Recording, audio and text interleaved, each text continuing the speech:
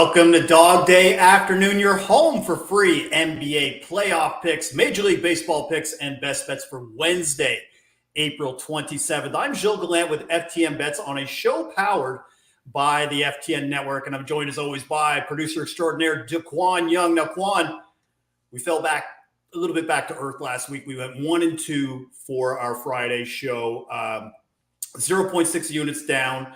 Aiton came through for us with our over 1.5 stocks, but here's the deal, man. We just got too cute with Patrick Williams.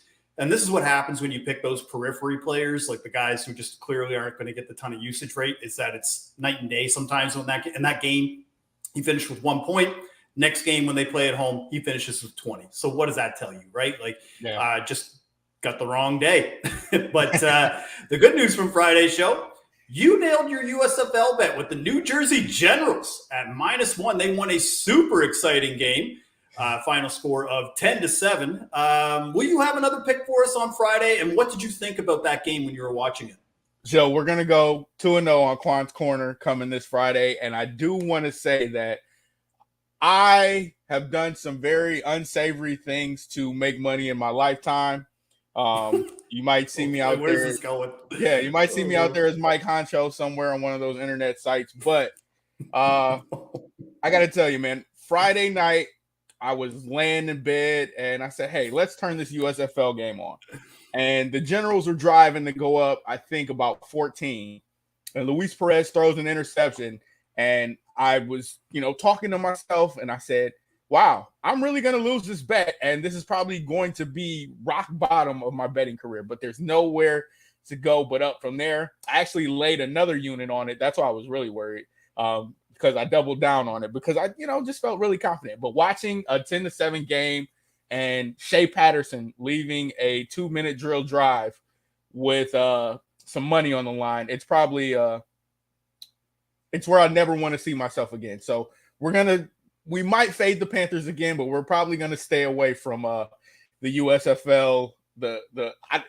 All the teams are bad, but there are a few that are less than the Michigan Panthers. So better. So what you're saying is, if that bet would have lost, it would have been a true rock bottom for you. I would have Dwayne "The Rock" Johnson rock bottom.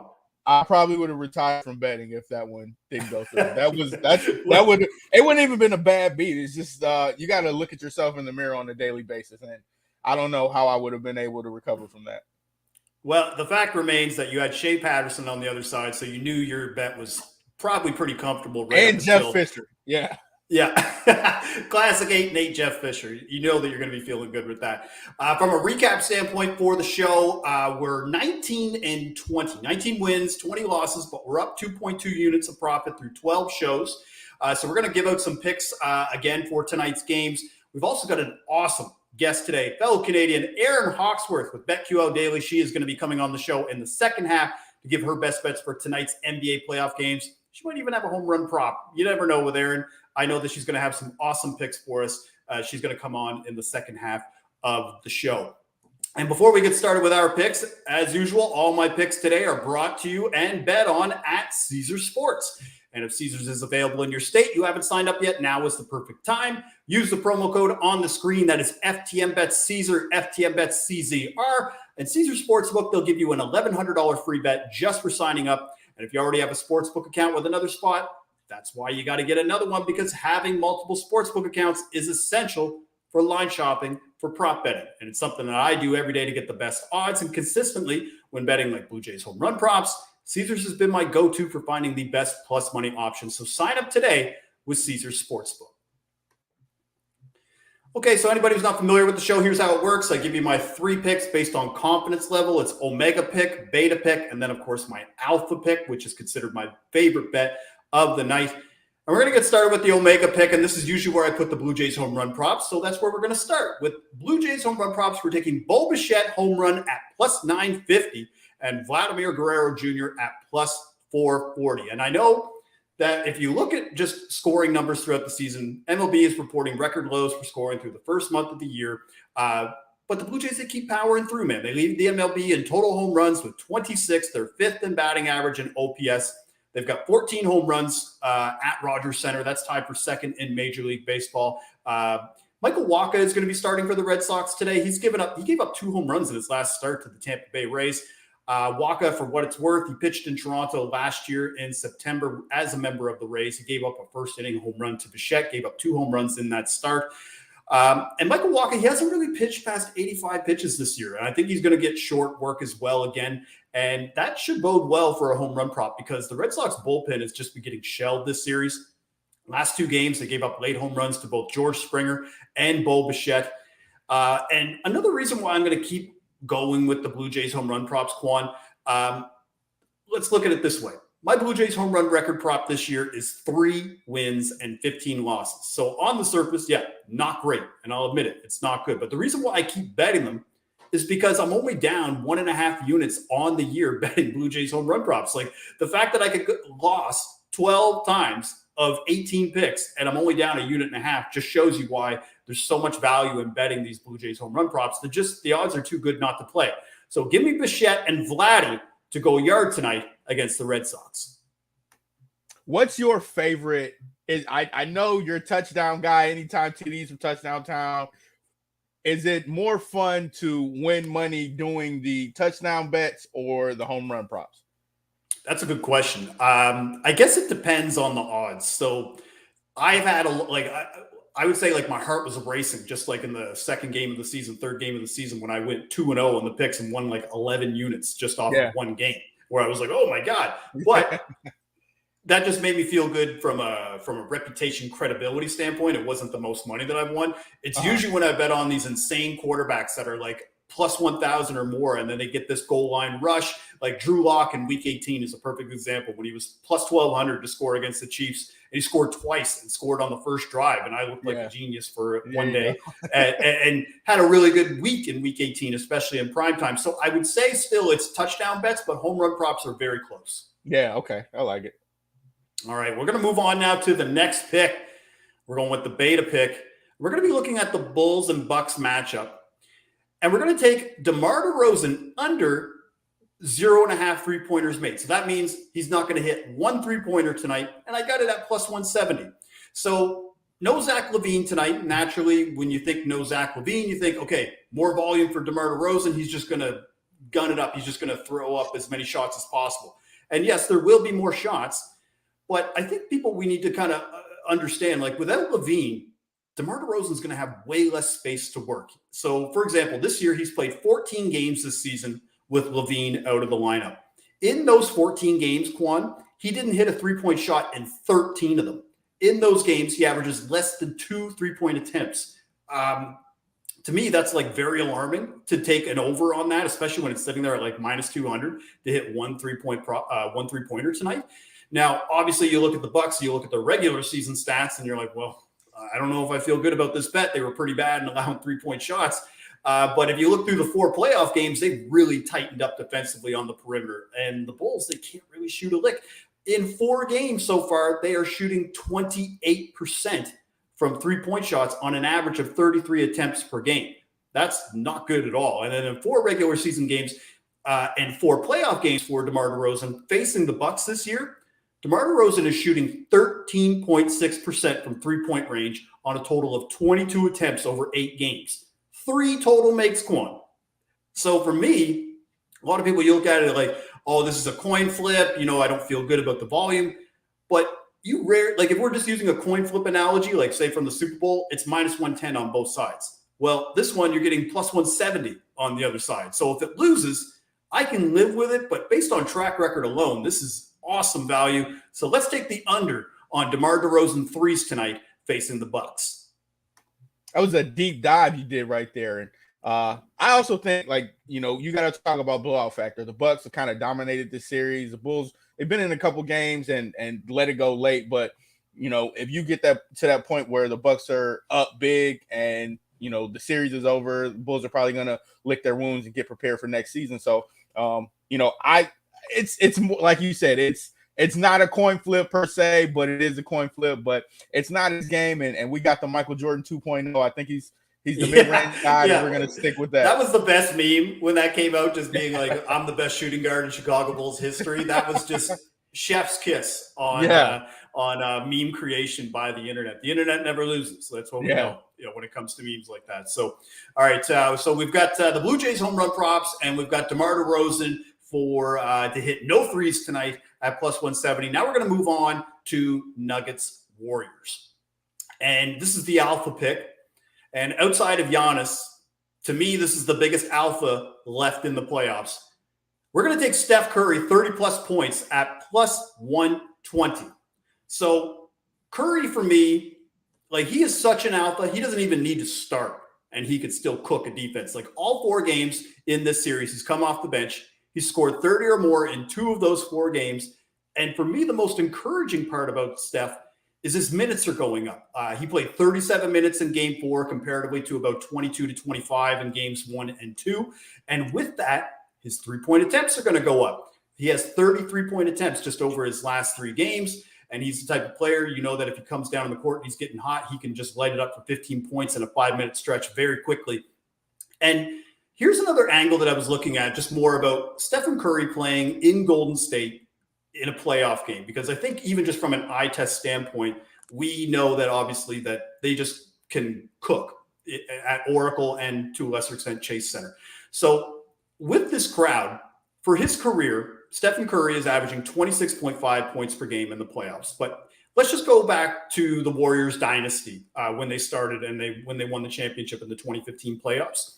In that span, Steph Curry has played 44 home playoff games. He has scored 30 or more in 19 of those games. He averages 27.1 points per game in that span for home games. And there were a ton of those games, man, where he finished with 28 points, 29 points. And then another thing that I wanted to look at from an angle is, how do the Warriors do, and Steph specifically, in closeout games? So in that same span, the Warriors have played 17 closeout games that were defined by games that they would finish a series. He has scored 30 or more points in 11 of those 17 games, and he averages 29.7 points per game in the closeout games. Historically, he usually saves his best for last. So let's take Chef Curry to cook up some nuggets tonight for supper. What do you think of that? Sorry about that. I lost you there. That was some, first of all, that was some great puns right there. We got Chef Curry cooking up the nuggets. I do want to talk to you. Joke in me, man. Yeah, I want to talk to you about this one because I looked at the lines earlier, like whatever game 4 was, I felt like the Nuggets kind of used all their energy to win that game. And I was like, I'm going to hammer the line or whatever the spread is. I'm going to take it. I saw the money line was like minus 435, so I stayed away from that. Are you not concerned about, one, the blowout factor? Because I think it's the Chase Center. I think they're going to kind of finish this series out completely tonight. And I think Jordan Poole is probably going to be a big factor. Like, I saw something online about what if Jordan Poole would win the MVP and, how would that affect Steph? It's like Steph's going to be the reason that he has those opportunities to make those shots.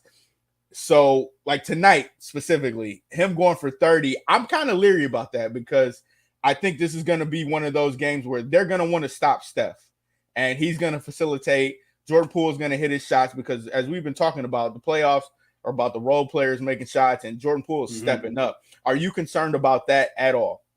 Oh, of course. I think that's baked into the price because even though Steph is more than capable of scoring 30 or more, this would probably be closer to minus odds if he was starting and this wasn't, a potential blowout potential, especially with the spread sitting there at 8.5 or 9, depending on the sports book you use.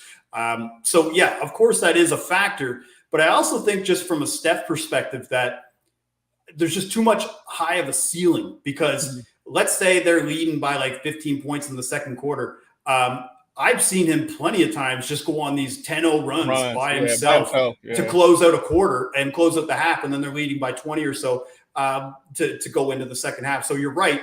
There is that potential, but I just think that there's a higher potential for him to score at least 30, especially if Poole or Clay just don't have it tonight. Again, very difficult to say, but I'm willing to bet that 30 or more. I still think it's a solid bet. I think the line should probably be about 30.5, but I think it should be minus 110 on each side. So I feel like we're getting a little bit more value to be able to get that at the plus 120. There we go. So you're the man.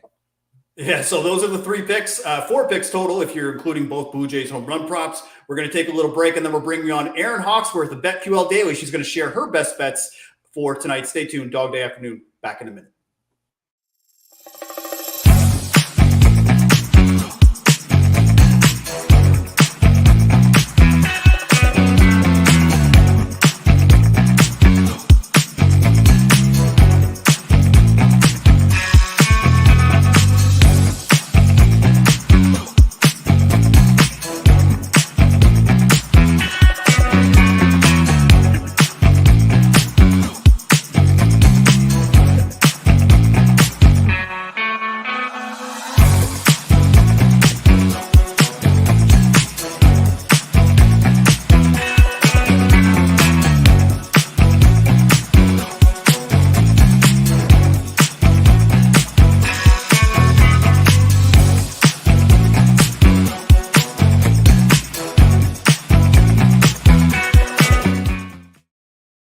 Welcome back to Dawg Day Afternoon. I'm joined now by Erin Hawksworth, Emmy Award-winning co-host with BetQL Daily, a show that I'm happy to say that I've appeared many times on. Erin, welcome to my show, Dawg Day Afternoon. I am so glad you asked me on the show. I've been excited for this. I know we talked about it last week, but we had a little scheduling conflict. But I love the way you bet. It's how I like to bet, a lot of props. So I'm excited to get after it. And I was noticing that dog, is that your dog? Because I have a dog that looks exactly like that. Same. I have a tiny Shih Tzu. He's about 13 pounds. He's almost 13 years old. He's an old man just walking around my house these days. Mine is 11, and he's chubby. He's actually gained 2 pounds in the last month. I think it's because I'm now feeding my daughter regular food. And when it drops to the floor, he's cleaning it because the vet just said, hey, your dog gained 2 pounds in a month. I was like, oh my God. And that's a lot of, and the one thing that I've been trying to do as well. So naturally you're like, okay, well, I'll cut up some grapes, or something along those lines. And then one day I'm like, oh, no. And the dog eats a grape and I'm panicked and I have to take him to the vet because I'm like, oh my God, my dog is going to die now because I thought I was going to be giving healthy food to my kids. So you just can't win as a parent, but we can win as bettors.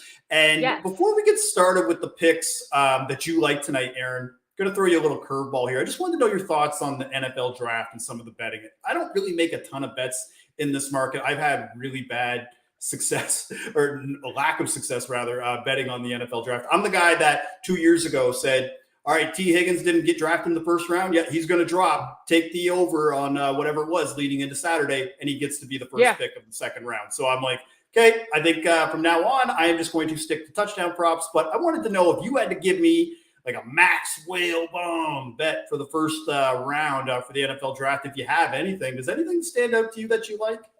Yeah, I have a few. So first, let me preface this by saying I'm in the state of Virginia, just outside of Washington, D.C. So all the apps, I don't know, Virginia's got these weird laws. I can't bet on the draft. So I've had to go offshore. So as you know, not the best numbers. No, but right. I do like Malik Willis, first quarterback selected. Right. I think this is really interesting with the quarterbacks. And I think that is the one thing about this draft, that there's so much uncertainty. So either we're going to be completely wrong or we're going to hit some long shots here, but why not fire away? So we hear a lot about Malik Willis. So I think I bet that. First round props, I did total wide receivers over 6.5. It's a rich draft. I think it was Daniel Jeremiah that tweeted out, we're seeing all of these receivers commanding so much money. So if you can get a good one under a rookie contract, and there's supposed to be some good ones in this draft, I think, and there's so many teams that could use weapons too. I think that'll be a good one. And then what else? Cornerbacks. I also did first round, what was it? Over 4.5 cornerbacks. We've been hearing a lot more, like even I think Derek Stingley Jr. being projected as high as number 3 with the Texans. And then one I did early on was over 3.5 quarterbacks in the first round. I know a lot of people think this is going to be under. This is when I wouldn't be shocked if there's 0. I wouldn't be shocked if there's 1 quarterback. I wouldn't be shocked if 4. So I just took a flyer because it was really good value. It's the most important position. There's going to be teams that take a flyer on it, or they're going to trade into the first round and get that 5th-year option, like the Ravens did with Lamar. So why not? I went for it. So just as a counterpoint, so one of the things, I actually went on the flip side of that bet, but more so because of the odds. That's the reason why I took it, because I took under 2.5 quarterbacks because, again, just reading thousands of mock drafts at this point, basically you could talk as much as you want about Malik Willis and Kenny Pickett, but after that, there's just so much divisiveness with, Sam Howell, Desmond Ridder, Corral, like, nobody can give me a straight answer on those guys. So I was like, well, you know what? That's probably the fact that executives don't know as well. And they're probably thinking that we can get one of those 3 guys maybe in this. Again, listen to me. I'm not even in the war room and I'm pretending like I know what they're going to do. But it was sitting there right now at plus 210 at a lot of regulated books that take under 2.5 quarterbacks. And one of the things that a former coworker of mine, Matthew Friedman, brought up, he's with Fantasy Pros. He just recapped it where he looked at the history of when a quarterback doesn't get taken in the top 5, that historically less than 2 quarterbacks or 2 or less quarterbacks get taken in that instance. So there were like 13 instances when that happened since like 1980. And last time it happened was like 2013. The time before that was 2000. Because you're right, quarterback is the most important position. And if there's a guy that feels like they can change their entire program as a result, that's what they're going to do. I'm just not sure if the consensus feels that way. So, or it could go completely the other way where I prefaced it that I am not good at betting the NFL draft, and it could just go completely the other way, and you see a run of quarterbacks in the middle of the first round. See, that's what I thought, and I think I kind of took the same logic. Like, this could go either way, so it's just like pick a direction that maybe it's just a gut feeling, but you look at like the Saints, Steelers, Titans, even the Lions. Falcons, Texans. Yeah, so many teams need quarterbacks, and maybe all this talk about this isn't a quarterback bridge draft, which that's not rocket science, but maybe some of it is smoke because some of these teams are like, we're going to draft one of these guys and see what we have, but we're not going to tip our cap and let anyone know that we're interested in this guy. Yeah, I'm sure, like maybe some crazy thing like that happens, and I'm just like, get lucky. I don't know. I don't think anyone who really says they know what's going on. I mean, it seems like we know what's going to happen at 1 and 2 now, but after that, I mean, come on, you're like, even that, it just changes by the week. Like there's been 4 guys over the last 3 months that have been favored to go number 1 overall. So exactly, that's one of the reasons why. Like I know the guys who have plus 500 or more odds better on all 4 of those guys who are just like, all right, I'm just going to sit back here and collect whoever gets it. You know what I mean? So good for them on being able to be shrewd and betting early. But if you're waiting until this point to bet the first round or first overall pick, you probably missed the boat.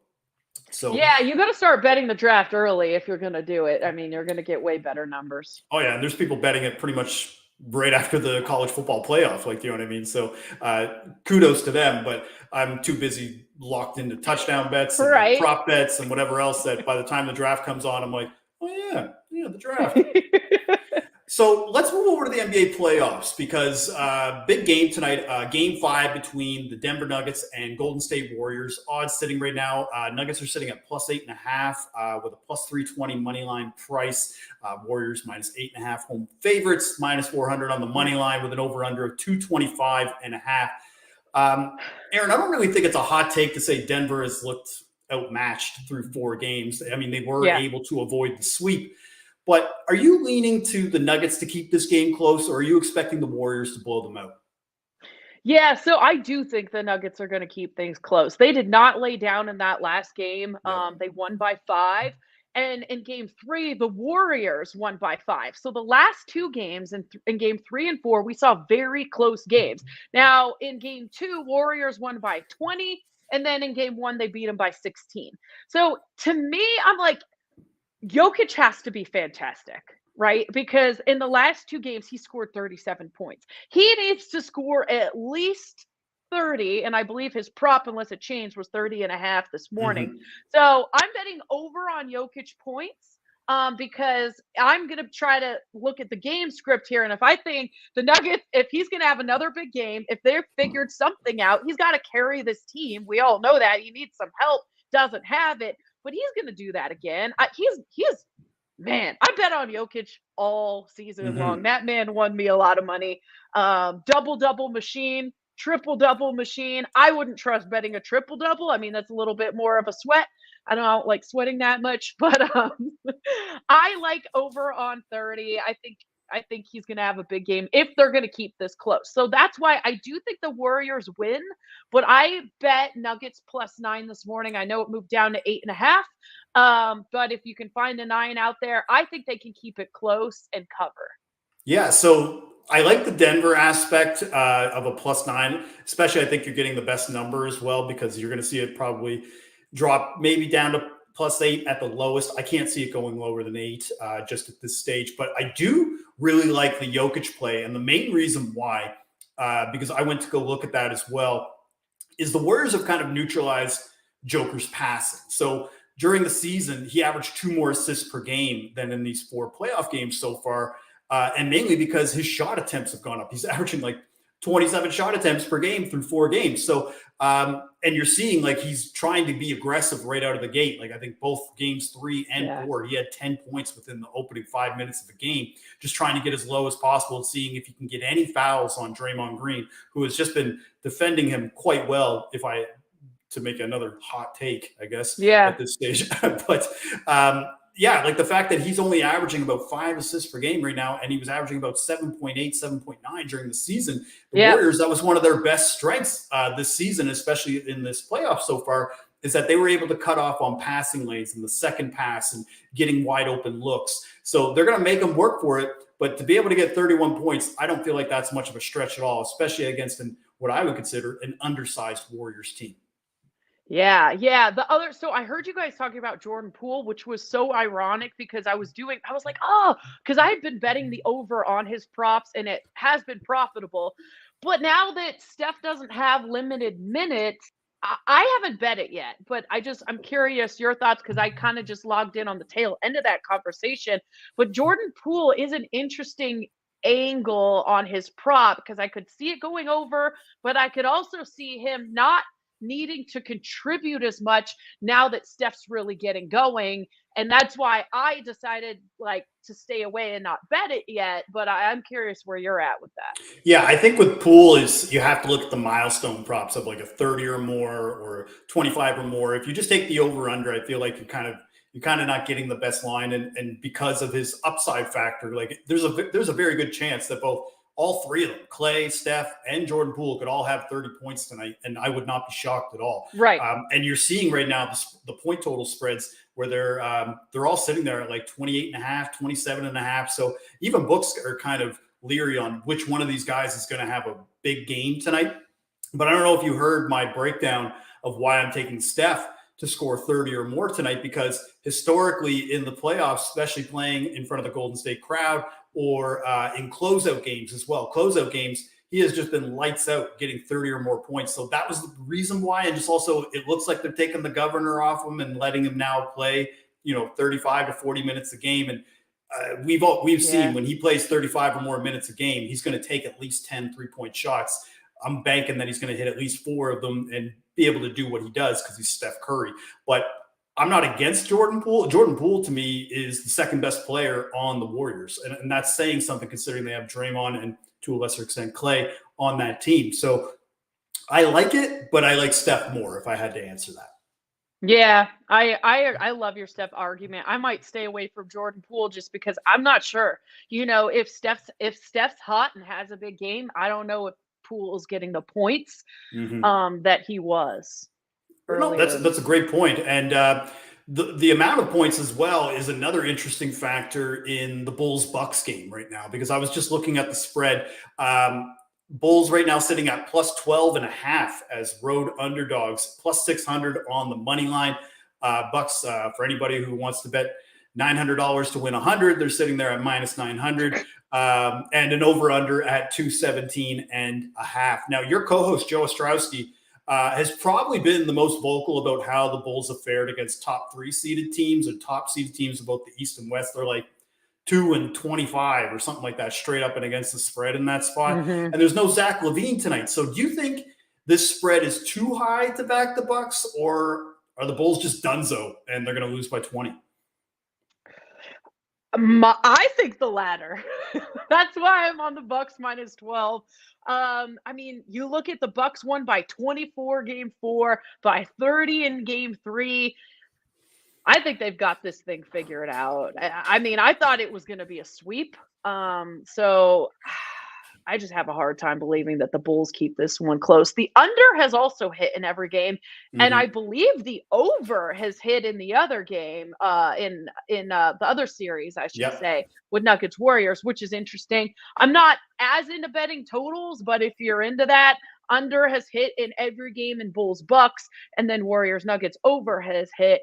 But I could just see this being a Bucks game. I mean, they've just got the Middleton thing is a concern. That is one of the things that I hate about NBA. It's more playoffs. of a concern, I think, for next round. I don't know if it's as much of a concern in this series. I agree. I think I'm comfortable taking Bucks -12. I mean, they should cover that, and I'm not worried about it. No, they in games 3 and 4, I think a lot of people were maybe not necessarily pegging the Bucks down.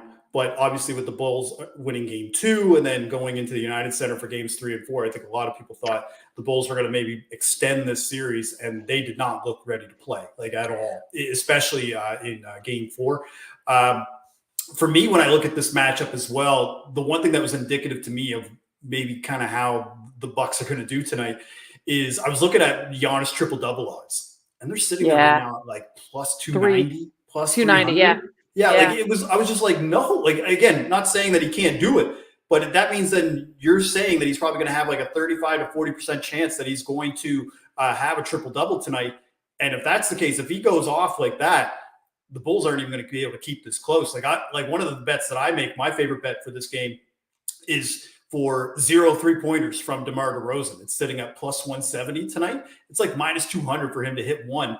But a lot of people, they were like, well, Gilles, Zach LaVine's not going to be playing, so, more volume. And I was like, yeah, that's great. But there's been 14 games this year where Zach LaVine didn't play, and DeMar DeRozan didn't hit a 3-pointer in 13 of them. So, wow. And then that was the other thing, too, is you're looking at the Bucks matchup, you look at the regular season, and you're like, okay, well, the Bucks, they give up a ton of 3-point attempts, and their 3-point percentages were up. That's how they were getting abused because they play so much drop coverage. But the Bulls haven't been doing them any favors. They're only shooting 23% from 3-point range on 33 attempts in the series. So I'm ahead. Just so glad you brought up DeMar because he is so up and down. He's reminding me of Cat. You don't know what you're going to get game to game. Game 1, 18 points. Game 2, 41. Game 3, 11 points. Game 4, 23. His props at 28.5 points. To me, it's just I wrote down in my notes, stay away from DeMar DeRozan, just because I don't know what I'm going to get. Are we getting the DeMar that looked like the MVP a couple months ago? Or are we getting the one that's going to drop 11 points?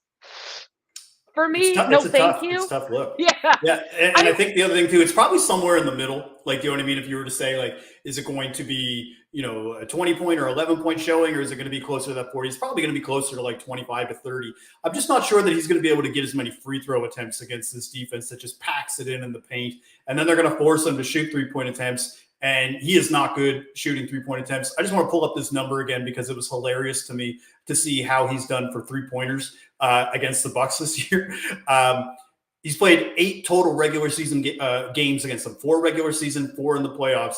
He's shooting 13.6% from 3-point range on 22 attempts, 3 total makes. 2 of those games, he actually hit a 3-pointer. So in 6 of the 8 games, he did not. For me, there's just too many numbers that are overwhelming to say that DeMar. And again, that's not his playing style. Anybody I've been one of the biggest DeRozan fans. Yeah. Well, just because I've watched him since he got drafted at USC. I'm a Raptors fan. I've watched his entire career pretty much. He does not shoot 3-pointers, even when they're just giving it to him. This year is the second most 3-point attempts per game that he's ever had, and it was 1.8 per game. You know what I mean? So for me, good. Yeah, just from a volume standpoint. Yeah, so that's one where you can find an edge because you've studied his game and just watched it as a Raptors fan. And so that's one where you would know, and someone who's just a casual fan probably wouldn't even be thinking about but that. even this year with the Bulls, I think they've obviously been telling him like, hey, you gotta you gotta pick it up and shoot a little bit more because people are doubling in on Levine, and this is your time to do that. So he has been trying. But even in like game 4, he went 0 for 5 from 3-point range, still put up over 20 points, but that's just not his game. He's more of a mid-range hound, footwork, back to the basket. That's just not his style. And I think they're going to more rely on guys like Ayo Dosunmu or Vucevic or Patrick Williams now to a lesser extent to be able to hit those 3-point shots when he kicks it out to them. You got Bucks -12 and then also Nuggets +9. Plus you're looking at Jokic to go over for 30.5 points. I also think a Jokic or a Giannis triple-double just because of the value is worth a sprinkle. Giannis was 1 assist shy of hitting it in game 2. So he's come really close almost every time except in game 1. So I like that as well. I was taking a look at that. You could always also look at like Vooch, or another thing that I do because sometimes you can't find value on some of these guys that get double doubles almost every game. It's just taking their points and doing like alt points and boards and doing milestones for that. Yeah, and doing a parlay, and you can get some great value, but doing it on a number that you're like, well, you don't want to jinx it, but it should. But with Giannis or like a guy like Giannis, I mean Joel Embiid is another example, like where you're trying to find it, or Jokic probably just doesn't qualify because the double numbers now are like -2,000. But just a little tip I've noticed: if you just go in and do alt points and boards or PRA, like you could find better value that way in the playoffs right now. And so another prop that I'm probably going to be looking at, what I've been doing as well, is I've been laddering props, 3-point made props for periphery players. So I was able to do it with, Patrick Williams and PJ Tucker. And so my system of what I do is I look for those guys who are, playing 25 to 35 minutes a game. So at least there's a chance that they can be out there in the closing minutes. But then what I do is I look at their 2 points made, or 2 3-pointers made, and 3 3-pointers made. And my system is that they got to be over +250 for 2. And they got to be over a +1,000 for 3.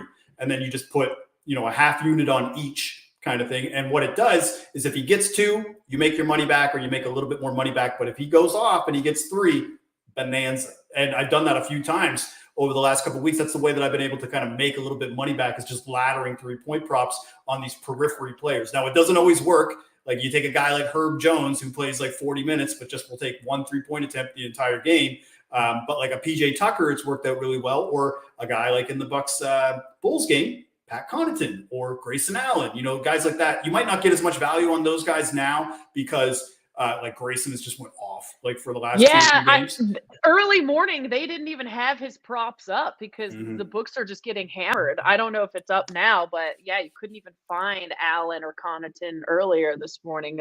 They're probably still trying to figure out what to set. Well, the only guy right now that fits the criteria for the Bucks would probably be Wes Matthews. But again, he just doesn't take enough shot attempts, because another thing that I weigh very heavily when I take 3-point props or 3-point milestones is how many threes volume is important, but it's also how many shots are you taking per game and how many of them are 3-pointers. So Pat Connaughton last year, for example, was my favorite to go to because he would only take like 6 shots a game, but 5 of 6 were all from 3-point range. So that was the whole point. Is like, so you have to look at how, like, you can't hit a 3-point prop unless he's taking 3-point shots, and that's the shots that they were giving him the most. So that's why, for me, Pat Connaughton or guys like that, they usually fit that criteria. Books have gotten a little bit smarter now, so you can't really take advantage of it. But last year's playoffs, that's pretty much all I was doing to try to make money, is taking these periphery players to be able to hit 3-pointers, especially at home when they're a little more juiced up and,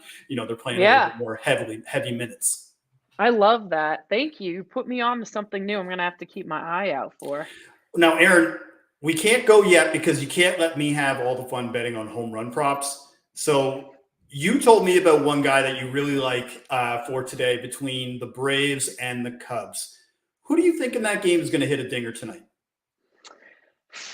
I mean, so let me just preface this by saying I got to give you props. early in the season, you tweeted out Vlad and Springer. So I tailed you, both hit. And I was like, oh, I love home run props. This is the start of the season. Things are great. After that, I didn't tail you. I was just doing my own research and I went 0 for 9 until last night. I went back to the well, bet on Springer. Yeah. I was like, I should just bet on Vlad or Springer or Crone every night or something like that, because when I just am all over the place, it's hard. It's almost like predicting first basket in NBA. I don't know how they do it every day. But I'm going with Ozzy Albies. He already has 6 home runs. And it's more about fading the pitcher, Mark Leiter Jr. His ERA is over 11. Is that good? No, it's not. Someone's hitting a home run. It's just a matter of who. But the Braves have not been the Braves they were last season. Right. So I'm not sure. I probably should have just gone Vlad because he's so good, and why not? But I already put my bet in on BetQL Daily, so I'm rocking with Ozzy Albies today. Well, I was looking through some odds for Albie. So I'll put it to you this way. So he's tied for second in home runs in Major League Baseball with 6. Generally, you don't get a guy who has that many home runs over plus 400. Generally, you don't really get them over plus 300. I thought the same when I saw the number. Yeah. I was like, it's tempting. So but I there's couldn't that find aspect. his history with Mark Leiter Jr. Well, I can't imagine there's much because he hasn't been in the league very much. And that even was then, the like one knock on the bet. There's not a lot of history with. Well, in the bat versus pitcher stats, I will say I try not to let those skew kind of how I'm looking, because again, it's just a lot of the time, even if they faced, let's use like Atlanta Braves, Ozzy Albies playing Jacob deGrom or somebody that he's faced like even like 40 times. That is probably one of the bigger sample sizes you can find for a batter versus pitcher, but I find it not really as indicative or conclusive of what you can do. I really find the best aspect is to look at fly ball rates. Fly ball rates to me, I think, has been the biggest change. And then obviously home and away, being able to get that last at bat in case you are down. And then, of course, the Blue Jays, first in home runs in Major League Baseball, even though totals and scores are down across the board. But like a Vlad, so I bet him tonight. He's sitting there at plus 440 rather at Caesars. And part of the reason, like, again, Michael Wacha, I'm not going to pretend like he's just given up a ton of home runs, but he played in Toronto last year. Gave up a home run to Bichette. In that game in the first inning. Bichette, by the way, plus 950 to hit a home run tonight, batting second in that lineup. Nice. It's just insane. But I need some value like that to climb out of my hole. We've got a home run prop competition. I'm not in last place anymore, but I need some good value to get ahead. Well, this is the disclaimer, Erin, that I've been telling people of why I keep betting them, because they'll look at my record and be like, God damn, Gilles, you're like 3-15. Like, you know what I mean? Because I bet 9 games total and I take 2 in the Blue Jays order each time. And I'm like, yeah, but I'm only down 1.5 units. Like, and I've been on like the worst stretch. So imagine like when I'm able to kind of the key back in. When guys are actually hitting home runs, you mean? Yeah. And not happening still have, right now. Because again, I'm exclusive where I don't bet Blue Jays home runs on the road, even though they are technically second in home runs in away games so far this year. I just find it to be much more volatile than betting on, again, Rogers Center. Again, going back to the DeRozan analogy, and I'm sure you have too. I've been to Rogers Center, it feels like so many times to watch Jays games, and it just feels like they just have an extra little bit of pop and juice when hitting. It's a little bit more of a hitter-friendly park as well. And I just don't think Michael Wacha is going to be able to go more than 80 to 85 pitches. So that's probably 4 to 5 innings max. And the Red Sox bullpen, the last 2 games, late home runs to both Springer and Bichette.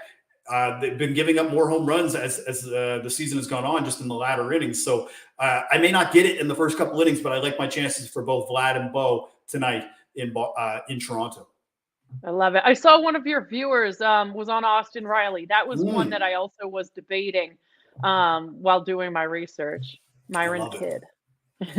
All right, so that's all for us today, Erin. 4 picks from me. You've got 4 picks as well. Before we go, can you tell the folks at home more about the show BetQL Daily, where we can find it, and what else you've got going on?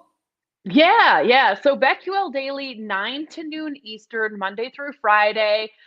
It's with me and my two co-hosts, Joe Giglio and Joe Ostrowski. I call them my big brother and little brother. We have a lot of fun. We make fun of each other. We try not to take things too serious, but you're going to get a lot of good information. We always have great guests on like yourself, like to do a deep dive on things. Like sometimes I think, oh gosh, we've been talking about the draft for a month. But at this point, I feel like I have more clarity. Like if you don't do a deep dive on things, like you're going to swing and miss a lot more. So we're always taking a deep look at things. And you can find us on Twitch. We're also now streaming video on the Spotify app. You can always download our podcast wherever you can find it. And then we're on in major cities on the radio throughout the country as well. Awesome. And it is a fantastic show. I listen to it quite often just to hear some of the takes from you guys, and I find it to be quite entertaining, especially when you're doing like random drafts, like, you know what I mean? Drafts of like cool things or whatever else. I find those to be very interesting. I never thought we try would. to have fun. We try not to all be like nerdy and only look at stats and do a little balance, you know, once in a while. I know, and I'm guilty of that because for me, that's my life, is just to be sitting there staring at game logs and stats and trying to find an edge here or there. So it's nice to have a little bit of lighthearted discussion on a show like that instead of just being like, here's my favorite bet. All right, bye. You know, so, yeah.